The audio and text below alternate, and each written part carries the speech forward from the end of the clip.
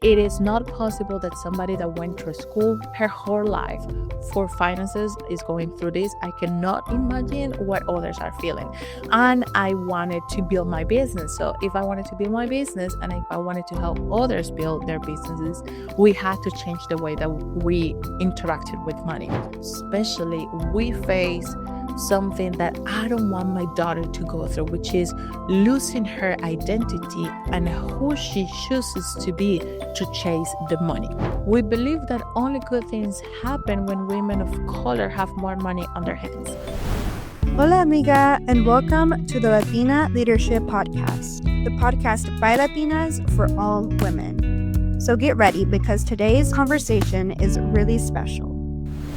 Hi, welcome to another episode of the Latina Leadership Podcast. I'm Gracie, your co-host, and I'm excited to be here today with Alejandra Rojas. So please tell us, who are you and what do you do? Absolutely. Thank you so much for having me. I'm Alejandra Rojas. I am the founder of Brown Way to Money. I am a Black Colombian who happens to be a Forbes contributor covering financial stability for entrepreneurs of color. But I am also a mom of a 1-year-old daughter. And basically, I'm a finance lover, a numbers, money lover. And that took that love to build a whole platform out of it. And I would love to hear about your upbringing. Where are you from? How did you go into education to where you are now? Absolutely. Well, I am from Colombia. I am from Cali, Colombia. You know, I all the way until here, I study finances. I'm the daughter of two accountants. So it was kind of like, why not continue the line? But I just didn't want the taxes part. So I went for finances instead and I fell in love with it. So I went to uni to study finances. I'm a finance professional, international banking and finance professional. Went all the way to start working in corporate America in Washington, D.C. I work for um, international organizations as a finance manager. I started as a finance officer, then as a finance manager. But then during that time, I reached out, money burned out. I increased so much the amount of commercial debt that I had. Um, at the same time that I was being a finance manager. So that took me on a spiral to understand like why this happens to people that supposedly know about money. That why am I in this position? I started to research about what is going on, like what are the topics that they didn't tell me in almost 7 years of career about money that got me to that place. So I started to study the financial trauma, relationship with money, psychology of money. And that's what it got me all the way here. So my burned out when I was 22 or so was the pivot point really for my career. And I started to um, get into the trauma of money. I'm now a certified trauma of money practitioner, but also the psychology of money and all the way to develop my own framework on how to look money to build businesses that, includes financial trauma, generational financial trauma, and the context that traditional money advice has left out. And I know you mentioned the burnout led to you realizing that finance, like money isn't just all about math, it's about emotions and survival. So I know you help other people. What are some other aspects that you see that makes you realize that money isn't just math? I mean, it's everything, right? That I see. I work with hundreds of women and they all have the same pattern. It is not only I cannot save money, end of the story, or I cannot raise my pricing, end of the story. It's always more to that. It is, I feel so ashamed that I made these purchase, or I feel so guilty that I spent on this thing. Like, what is wrong with me that I cannot budget or stick to a budget? Like, Or in the case of women building businesses, they come and tell me, Ale, I'm petrified to say the price because I don't want people to go, like, walk away. So those reactions told me there is way more than just the strategic steps. And that's with other people. On my own story was understanding that I had all the tools, I had all of the knowledge and the financial literacy to not be doing what I knew that it was bad to do, which was coping with a credit card. And I still did. So that signal me, okay, this is about something else. Like, this is not about not having the knowledge. This is about something deeper and different because I cannot get myself to for instance, just say no to the happy hour that I knew that it will be on the credit card. Like, I just couldn't say no to that. Why is that? And that's when you understand money is emotional. And we also see it in the conversations of the Latinas. You want to have a real fight with your family? Talk openly about money and talk in a way that goes against what maybe your parents believe, or maybe your aunt or your uncle that has experience with money. You want to know what are the emotions of money? Just put it out on the table and see how everybody reacts. And for us, we have a strong history with it because it has been used as a power move. It has been used as a control move. It has been used as throughout our economies and our countries. And when people migrate and everything, it has been used as a way to be part of a group or be excluded of a group, and that creates a whole lot of emotions that people is not addressing and then just shut it down. But what happens with money is that even though that you don't talk about it, your feelings and the way that your emotions and the way how that like that you feel about it comes through as well. So just in a conversation, for a very simple example, if you are going to the shopping mall and you see some pair of shoes that are beyond what you believe is expensive or not, you will not only say, oh, that's expensive, or that's pricey, or that's a high price. You will say, whoa, that's expensive, I would never be able to buy that, or I would never invest in this. Or so your emotion will always go with the perspective and sayings that you have over money. Wow, I'm realizing now because I never knew about finances growing up. My parents never really taught me, and I'm just now learning with my first like big girl job how to save money, and Yeah. it is emotional because I'm at the mall and I want to get something and I'm like I can't, like it's gonna go on the credit Right. card for sure. Right. And that is when that's what where the meat is, right? Is where how do you get to balance out the wanting to do something, but also quote unquote thinking, well, the repercussion of it, or if I do it, the shame that is going to arise or the guilt that is going to arise. So it is a fine line between financial planning and emotional financial planning that needs to happen for us to get comfortable with money. Like, you have now your job where you need to be thinking, or you are thinking more than need to be thinking, how you're going to position yourself in the future. So all that is like, if I do this with money, then I cannot do that in the future. Or if I do this right now with my credit card, like if I buy this thing, maybe I would just, close my eyes and buy it anyways. When you come back home, all of those stories will start playing in your head. Like, why did I do it? I should return it, and all of that. That is the type of financial education that we need to be having. How to handle those conversations, how to handle those moments when we get home and nobody else is around, but you have the voice of everybody else playing out, like why you did what you did, your financial habits, and all the rest. And I'm actually very interested what inspired you to start Brown Way to Money, and what was your vision when you started the platform? Yeah, so we started as at only looking money mindset went 7 years ago, 8 years ago, that I went to my money burned out. I said, you know what, I need to talk about this because it is not possible that somebody that went through school her whole life for finances is going through this, I cannot imagine what others are feeling.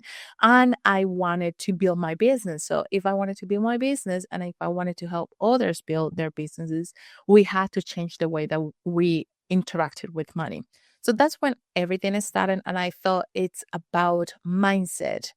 But then last year, when the brown way to money really started, it was because I felt pregnant and I had my daughter, and I faced the harsh truth that for women of color, for Latinas, um, especially for Black women, especially, we face something that I don't want my daughter to go through, which is losing her identity and who she chooses to be to chase the money. So I came with a different frame where I say, everybody else has taught us a traditional way to money, which is go and have the education, aspire for the highest job, and just work, work, work, work, keep performing, keep doing this, do less of, be more calladita or be more grateful or be more this and that, and be less Latina. Like, just fit a little bit more so that you can get to the next step. And I was sitting here thinking about the future of mine. I'm like, I don't want anybody to let her, like, make her believe that she needs to change who she is to arrive to financial success, because it is possible if only you honor who you are. If you honor your money stories, like you are telling me, my parents never taught me about money. That is your money story. Why would you hide it? Like, traditional financial education has told us, hey, if you didn't have financial education at home, oof, that's bad. Nobody talks about money. That's why you're making money mistakes. That is what financial education is telling us. Well, tell me how that helps. It doesn't help. I'm here right now. I didn't have it. What can we do? Most of the people in our community didn't have it. I was privileged. I was in a household where both of my parents were accountants, so money was a conversation. I did have it, right? But none of that matters to this point. So why you want me to change that fact? If what matters is what I can do from now on, that I became aware that I want to change my money reality, then you need a different approach. And that is when the brown way to money comes for women of color, especially in business, aiming for financial independence. I started to think, what is the first thing that we have to get rid of? And what is the first thing that we have to embrace as a Latina, as a Black Latina, as a mixed Latina that my daughter is going to be, or that my daughter is? What is the first thing that we have to deconstruct, and what is the first thing that we have to hold into it? And that is the B on the Brown framework, is a big vision. We are not, as Latinas, to keep our ambition in check. We are not encouraged to have ambition, like to have ambitious goals, and ambition becomes very bad when you 10x that ambition. It's like, oh, don't ask for too much. Like, ask for enough to get you ahead, but don't for too much, because that is dangerous. But what if we want more? What if that wanting more is what is actually going to change your financial outcome? Maybe the equation doesn't start in doing a budget, or maybe the equation doesn't start in giving discounts to everybody so that you can have a business. Maybe the equation starts by you being more ambitious than you will ever be in normal terms, so that you understand the money stories that you have held for all this time, and you start releasing that financial trauma, which is the R on the brand framework. You start releasing that financial trauma, and you start understanding that this is not about you. This is not about an individual mistake. This is about a systematic mistake. This is about the community that have told us for way too long that we are not good with money, that we are a minority with money, which we are not. So it's about releasing that trauma, and then owning, which is the O on the Brown framework, owning your voice. And especially as a Latinas, we gotta get rid of calladita te ves más bonita. Calladita, we don't aim for the financial success that we want to be aiming for. We have to own our voices. We have to own our message. We have to own our big vision. And the way that we do that is through boundaries, financial boundaries, and allowing ourselves to be seen on that specific moment. Um, with an strategic steps, that's the W, like the W questions: who, what, why. Like, you have to surround yourself with a strategy, so that when you get this type of financial education that is asking you and requiring you to lean even more into who you are, you can say, okay, now I know that I need that. To me, it is important that maybe my parents have a retirement and that I want to pay for that retirement, right? If that is my big goal and my big ambition, what do I need to do for that to happen in 7, 10 years from now? That is the strategic level that we have to be thinking of. But everything starts with that big goal, right? So a big goal starts the whole, like the domino effect, but you can only hold on into keep this going if you have a strategy in place. It's not only about the goal setting, it's also about how you're going to achieve to that goal. And this is important because sometimes it's in our community as well, we leave it up to the luck, right? Like, oh, I will figure it out. That's going to happen, right? When you take ownership of that strategy, you're also signaling, okay, this is what I'm going to do. And what it does to your brain is that it becomes safe for you to walk that path. And that's what really matters to me, looking at financial independence, that you are safe taking steps towards reaching that financial success.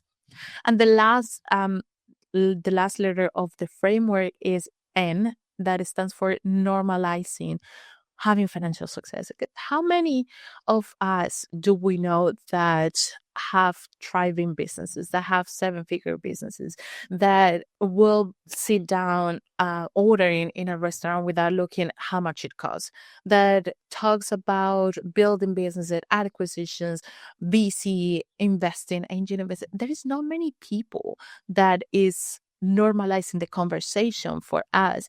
And I think it is so important, if we decide to go in a different route with money, to understand that we have to normalize that this could be the rest of us.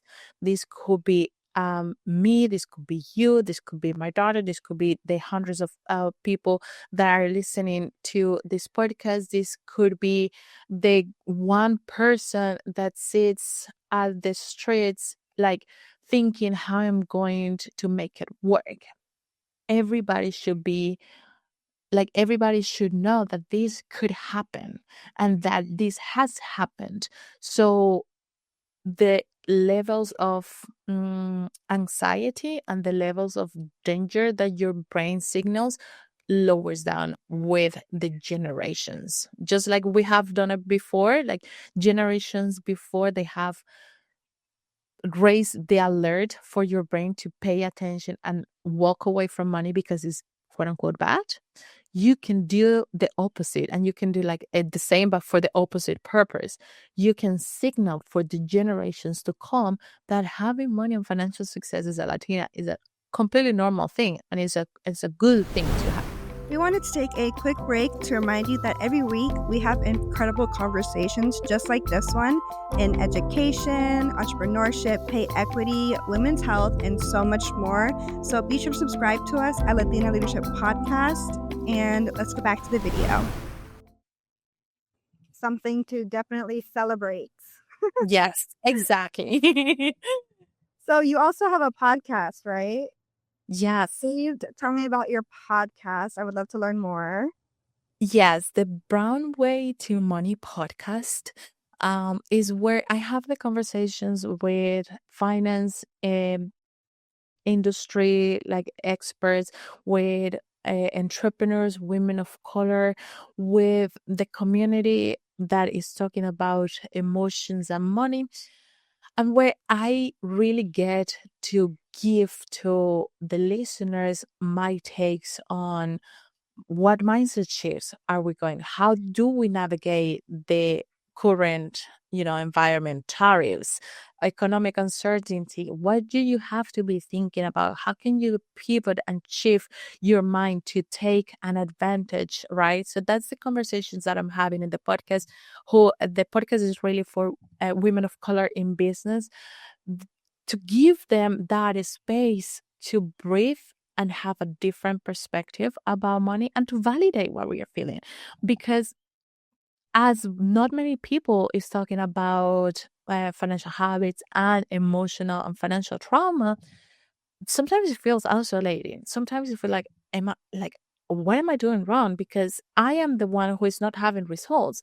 That's what most of these women feel and think on daily basis with their business. But when they come to my podcast, like, oh, it's something that we are all going through.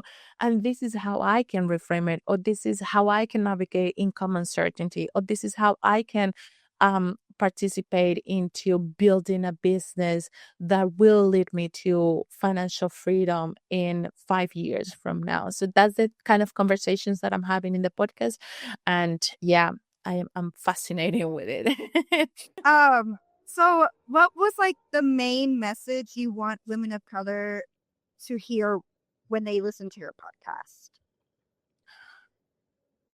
Very good question. So, my main message is come as you are to make money, and you will find a place that will tell you how to make it happen. Just and I have the shirt, and this is what we believe on. We believe that only good things happen when women of color have more money on their hands.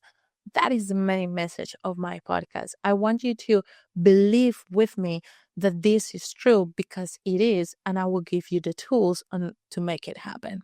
And let's say someone's listening to this episode and they're like, I want to start a plan right now. I want to start like helping my finances and getting, you know, I'm sorry, like getting like the right money that they need.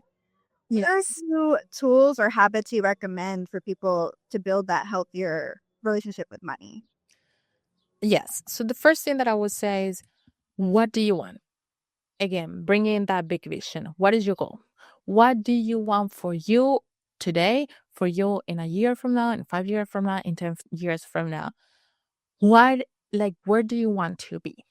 Now, the second thing, after you have crafted that vision, if you want to change your financial reality, start paying attention on how you show up for money. Let's say that your goal is in 5 years from now, or I will, you know what, I will put you my example. Back in 2017, I wanted to travel the world because it was a promise that I made to my great grandpa since I was very little. It was our promise together. And he will always tell me, when you turn 18, we are going to go and travel the world together. Well, he passed 1st of July in my fifth, when I was 15 years old. And we couldn't make it happen. But I promised to myself, I want to see the world. I want to travel. And when I started to, big girl life, adulthood life, I forgot about that. And I was just going, going, going. No wonder why I ended up in money burned out after all of those experiences. Um, and then I started there. I wanted to change my financial future and my whole life. I started to think, what do I want to do? What is my big vision? And it happened that my big vision, it was very tied to the promise that I had with my grandpa. I wanted to travel the world, and I wanted to travel the world rather quickly. So I started to get into what is that and how it looks like. I wanted to go to New Zealand. I wanted to live in Europe. I wanted to do all of these things. And then once I decided this is what I'm going to do, I want to travel the world and I want to build a business because that really called me. So I started to see all of these stories that came up. So the second thing that you're going to do is to pay attention to those stories. What are you telling yourself to justify it that you have not made any step towards your goal? Why are you telling yourself to avoid the conversations or the strategy or the things that you have to do in order to get to your goal? So for me, it was very simple. If I wanted to travel, I needed to start scaling down where I was so that I could be lean and start traveling. It it was about 3 months where I couldn't really start looking into my apartment. What do I have? Because every time the same thought will come up like, oh, I'm going to live with my apartment. I am living in Washington, D.C. I am living the dream of many, and I'm just walking away from it. That was the thought that it will continue coming up. So I have to start working on that though. Like the dream for whom? Because it wasn't mine. Like it was the dream of my parents. It was the dream of maybe my social circle, but it wasn't mine. And I had to heal and really transform that. But first I became aware of what was the thought. Then I had to face the thought and say, well, if I do it and I go ahead and say, this is not my dream, what is going to happen? Who do I need to talk to? Oh, my mom will say this. Well, talk to your mom and find out if she says that, because chances are that it's just living in your head and you just start changing it. Now, the third thing that you will have to do is to open a bank account for your specific goal and start contributing to that. And if you want to tackle debt, you're going to do the same. What is your big goal? What is the reason that you want to get out of debt? What are the stories that are coming up?